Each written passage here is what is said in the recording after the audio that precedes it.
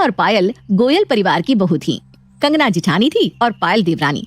कंगना स्वभाव में थोड़ी सीधी सादी और नरम दिल की थी, वहीं पायल बड़ी तेज तर्रार और चालाक किस्म की औरत थी।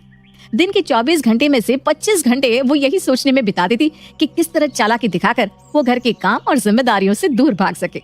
एक दिन, अरे पायल, कल जब तुम बाजार जा रही थी तो मैंने तुम्हें कहा था ना कि बाजार से लौटते समय माँ जी के लिए एक शॉल लेते आना। बहुत ठंड पड़ रही है और माँ जी का शॉल बिल्कुल बेकार हो गया है, फिर तुम लेकर क्यों नहीं आई? बड़ी चालाक है भाभी आप। जब भी खर्च करने की बारी आती है बड़ी चालाकी से आप बाजी को मेरी तरफ घुमा देती हैं, और जब माँ जी के सामने नंबर बढ़ाने का मौका होता है तो लपक कर आप उनकी आज्ञाकारी बहू बन जाती हैं। क्यों, ठीक कहा ना? अरे बताओ तो, मैंने ऐसा कब किया पायल? और माँ जी कोई मेरे अकेले की सास नहीं है। तुम्हें माँ जी की सेवा करने से किसने रोका है? जितना मन करे उतनी सेवा करो और खूब नंबर बटोरो, लेकिन तुम्हें तो हाथ पैर हिले बिना ही 5 उंगलियां घी में और सर कढ़ाई में चाहिए। और तुम्हारे कहने का मतलब क्या है हाँ? कि जब भी खर्च की बात आती है तो मैं खर्च को तुम्हारी ओर टाल देती हूँ। बताओ तो जरा, आखिर कब मैंने माँ जी के ऊपर खर्च करने से अपना हाथ पीछे खींचा है? अभी पिछले महीने ही मैंने उनके लिए नया चश्मा बनवाया है, और मैंने कोई एहसान नहीं किया, ना मैं कोई एहसान जता रही हूँ। मैं बस तुम्हारी बात का जवाब दे रही हूँ। इसलिए आगे से मुझसे कुछ भी कहने से पहले ना 2 बार सोच लेना, क्योंकि ना मैं किसी से गलत बात कहती हूँ और ना ही गलत बर्दाश्त करती हूँ। कंगना देवरानी पायल को बातें सुनाने के बाद अपने कमरे में चली गई थी। दरअसल पायल का स्वभाव ही ऐसा था, जहाँ सासू माँ के ऊपर पैसे खर्च करने की या उनकी सेवा करने की बात आती, वो झट से दाएं बाएं हो जाती। लगता है अब इस समस्या का कोई स्थायी समाधान ढूंढना पड़ेगा। आज तक तो कंगना भाभी गूंगी गाय बनकर सब कुछ सह रही थी, कभी कुछ नहीं बोलती थी, लेकिन आज तो उन्होंने भी अपना मुंह खोलकर ये साफ कर दिया है कि अब ये सब बर्दाश्त नहीं करेंगी। ऐसा क्या करूं कि मुझे इन सबसे परमानेंट छुटकारा मिल जाए?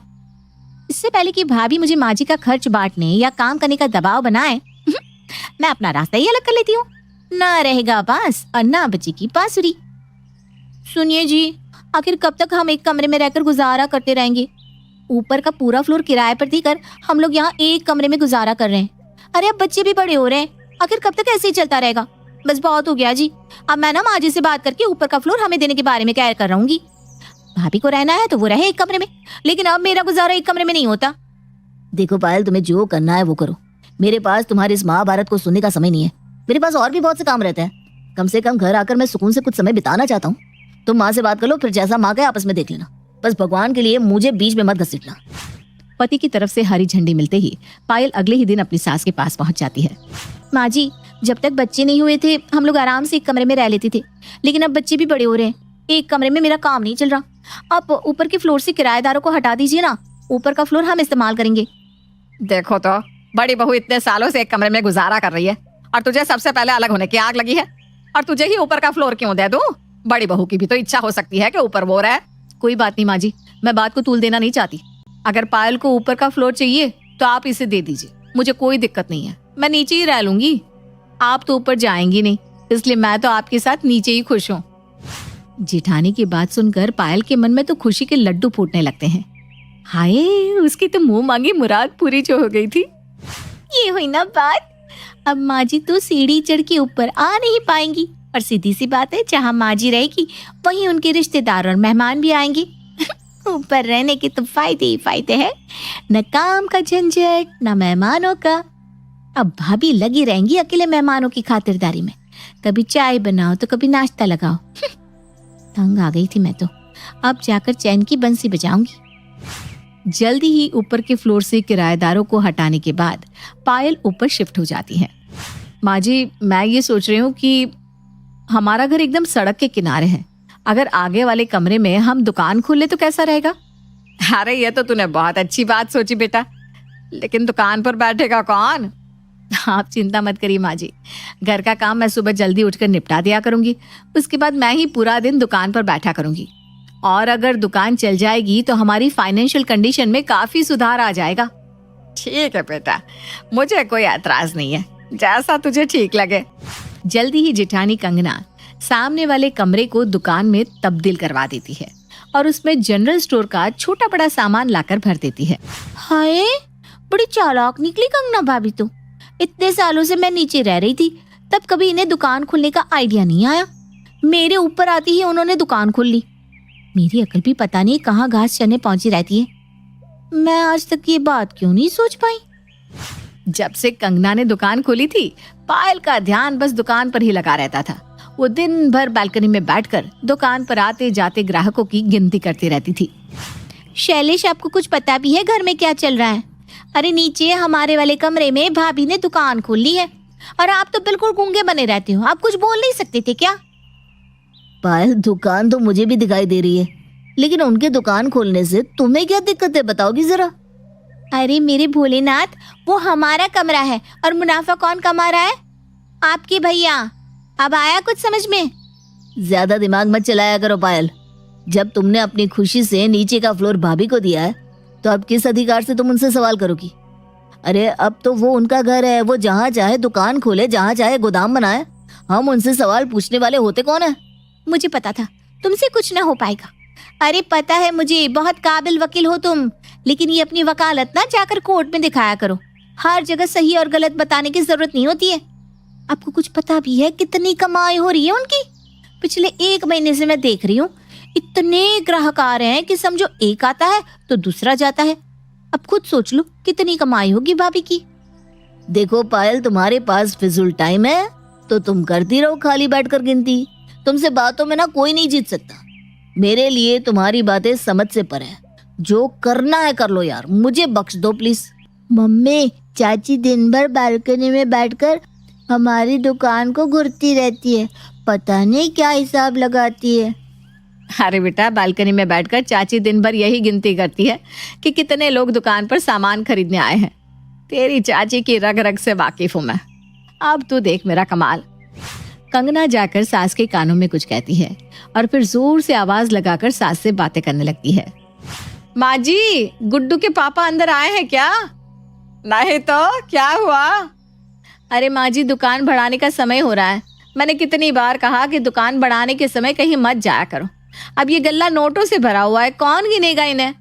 अरे बेटा छोड़ देना, कल गिन लेना, 2 दिन का एक साथ। अरे माँ जी, अगर आज का गल्ला साफ नहीं किया ना तो कल तक इस पे पैसे रखने को जगह भी नहीं बचेगी। अब फोन लगाइए ना कि आ जाए। कंगना की चाल सफल हो गई थी और उसकी आवाज ठीक जगह पर, यानी कि इसकी देवरानी की कानों तक पहुंच गई थी। देखा, मुझे लग ही रहा था कि ये नोटों में खेल रही हैं। भाभी तो रोज गड्डी भर भर के नोट कमा रही हैं और एक दुकान क्या खोल ली, इनके तो दिन ही बदल गए। वैसे भाभी बहुत सीधी सादी है। अगर किसी तरह वो मेरा कमरा मुझे वापस देने को तैयार हो जाए तो मजा ही आ जाए। मैं कल ही जाकर रोने धोने का नाटक करती हूँ और अपना कमरा उनसे वापस मांग लेती हूँ। अगले दिन, मुझे माफ कर दो भाभी। ऊपर जाने के बाद मुझे समझ में आया कि वहां जाकर मैं कितनी अकेली हो गई हूँ। मुझे ना हर वक्त आपकी और माँ जी की याद सताती रहती है। आपकी देवरानी को छोटी बहन समझकर माफ कर दो ना भाभी। और फिर से मुझे मेरा कमरा वापस कर दो ना भाभी। प्यारी देवरानी, तुम्हारी सारी चाल मैं बहुत अच्छी तरह समझ रही हूँ। मुझे पूरा यकीन था कि तुम वापस जरूर आओगी, लेकिन मैंने भी कोई कच्ची गोलियां नहीं खेली। अब तुम्हारी चालों में मैं इतनी आसानी से फंसने वाली नहीं हूँ। पायल बेटा देख, हम मानते हैं कि तुझे जरूर हम लोगों की याद आ रही होगी, लेकिन तेरी बात भी तो ठीक है ना बेटा। एक कमरे में अब तुम्हारा गुजारा कहाँ होता होगा। जा बेटा जा, तू अपने फ्लोर पर ना आराम से रह। माफी चाहिए ना तुझे, जा, हमने माफ कर दिया बस। नहीं नहीं नहीं माँ जी, जब तक आप मुझे मेरा कमरा वापस नहीं देंगे मुझे यही लगेगा कि आपने मुझे माफ नहीं किया। देखो पायल, मैं अच्छी तरह जानती हूँ कि तुम अपना कमरा क्यों वापस मांग रही हो, क्योंकि तुम्हारे कमरे में मैंने दुकान जो खोल ली है, ठीक कहा ना? ये जो तुम्हारा प्यार गंगा जमुना बनकर बह रहा है ना, वो भी सिर्फ इसलिए क्योंकि मेरी दुकान अच्छी चल रही है और इसलिए तुम्हें लग रहा है कि अगर तुम्हारा कमरा तुम्हें वापस मिल जाए तो ये दुकान तुम्हारी हो जाएगी। ठीक कहा ना मैंने, मेरी प्यारी प्यारी भोली भाली देवरानी? अरे ये क्या बोलेगी, इसके मगरमच्छ के आंसू देखकर ही मैं पहचान गई थी कि ये जरूर दुकान वापस मांगने के लिए ही यहाँ आई है। क्या बोल रही थी तू? तुझे हमारी बहुत याद आ रही है? अरे इतने सालों से जब हमारे साथ रह रही थी तब तो कभी एक कप चाय बनाकर नहीं पिलाई। बड़ी आई याद करने वाली। ठीक है, मान लिया कि मैं बहुत बुरी हूँ, लेकिन माँ जी मैं जैसी भी हूँ तो आपकी बहू ना। अब अगर मैं माफी मांग रही हूँ तो आपको भी तो बड़प्पन दिखाकर मुझे माफ कर देना चाहिए ना। मुझे तुझसे कोई बात ही नहीं करनी, मेरी पूजा का समय हो रहा है। तेरी ऐसी नाटकबाजी मैं पहले भी बहुत बार देख चुकी हूँ। अंजू के जाने के बाद कंगना कहती है, देखो पायल, जिस तरह से चालाकी दिखाकर तुम नीचे का काम और जिम्मेदारी मुझ पर थोप कर ऊपर भागी थी ना, उस हिसाब से तो तुम्हें वापस आने ही नहीं देना चाहिए। लेकिन फिर भी तुम इतनी जिद कर रही हो तो ठीक है, मुझे भी तुम्हारे ऊपर तरस आ गया है। और तुम्हें तो पता ही है मैं उतनी कठोर दिल नहीं हूँ। मेरा तो दिल ही इतना नरम है कि मैं किसी की आंखों में आंसू देख नहीं सकती। तुम ऐसा करो, तुम मेरे साथ दुकान में पार्टनर बन जाओ। भाभी ये हुई ना बात, मैं तैयार हूँ। तो ठीक है, अब से जो भी मुनाफा होगा उसमें से आधा मुनाफा मेरा। अरे जरा ठहरो ठहरो, इतनी भी क्या जल्दी है। आधा मुनाफा तुम्हारा नहीं, दुकान में जितना भी सामान भरा हुआ है ना वो सब मेरा ही है, इसलिए मुनाफा 70% मेरा और 30% तेरा। और हाँ, ये मुनाफा तुम्हें फ्री में नहीं मिलेगा, उसके लिए तुम्हें 20 लाख देने होंगे। क्या कहा? 20 लाख? 20 लाख किस बात के? क्यों? मेरे दुकान का किराया और हर महीने सामान भरवाने के बदले में तुम बस 20 लाख दोगी। फिर हर महीने तुम्हें बस प्रॉफिट मिलता रहेगा, खर्च की जिम्मेदारी मेरी। फिर मैं कोई हवा में तो बातें नहीं कर रही हूँ। 20 लाख रुपए में तुम्हें दुकान की 30% पार्टनरशिप मिल रही है। इससे अच्छा सौदा कहीं हो सकता है भला, जिसमें कि दुकान का सामान तो हमेशा मैं ही भरवाऊंगी। 30% तो बहुत कम है। अगर आप मुझे 50% देने को तैयार हो जाओ तो मैं 20 लाख देने के लिए तैयार हूँ। देखो पायल, नीचे बहुत काम पड़े हैं, बच्चों का, माँ जी का और आने जाने वाले मेहमानों का काम करने के बाद मेरे पास दुकान में बैठने के लिए बड़ी मुश्किल से ही समय बचता है। ठीक है, काम करो, आधा दिन दुकान में गल्ला तुम संभालो तो मैं 10% की पार्टनरशिप तुम्हें और देने के लिए तैयार हूँ। कुछ देर सोचने विचारने के बाद पायल 40% की पार्टनरशिप करने के लिए तैयार हो जाती है। अगले दिन पायल दुकान में गल्ले पर बैठी होती है, तभी सासू माँ की बहन अपने पोते पोतियों के साथ वहां आ जाती है। नमस्ते मौसी जी, कैसी हैं आप? नमस्ते बेटा, मैं तो बहुत अच्छी हूँ। अरे वाह भाई, तेरी दुकान तो बहुत अच्छी लग रही है। बड़ी वैरायटी का सामान रखा हुआ है स्टोर में। अच्छा, ये बिस्कुट तो निकालना जरा। कौन सा वाला? ये क्रीम बिस्किट, ये लीजिए। ऐसा कर, ये बिस्कुट अंदर कंगना के पास पहुंचा देना। कहना चाय के साथ नाश्ते में यही बिस्किट दे दे और वो एक पैकेट काजू नमकीन भी दे देना। मौसी की बात सुनकर पायल का पारा 7वें आसमान पर पहुंच गया था। वाह भी वाह, ये क्या बात हुई? मेहमान बनकर आओ और दुकान का सामान मुफ्त में उड़ाओ। ऐसे तो हमारी दुकान चल चुकी। पता नहीं माँ जी ऐसे रिश्तेदारों को मुंह क्यों लगाती है। जाते समय मौसी जी एक बार फिर दुकान में आती है। पिंकी, गट्टू, लो बेटा, ये चाची की तरफ से टॉफी खोलो। अच्छा ऐसा करो, किंडर जॉय ले लो, बहुत पसंद है ना तुम दोनों को।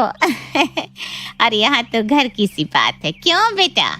मौसी की बात सुनकर पायल का खून खौल रहा था, लेकिन बेचारी उनसे कुछ कह नहीं पाती।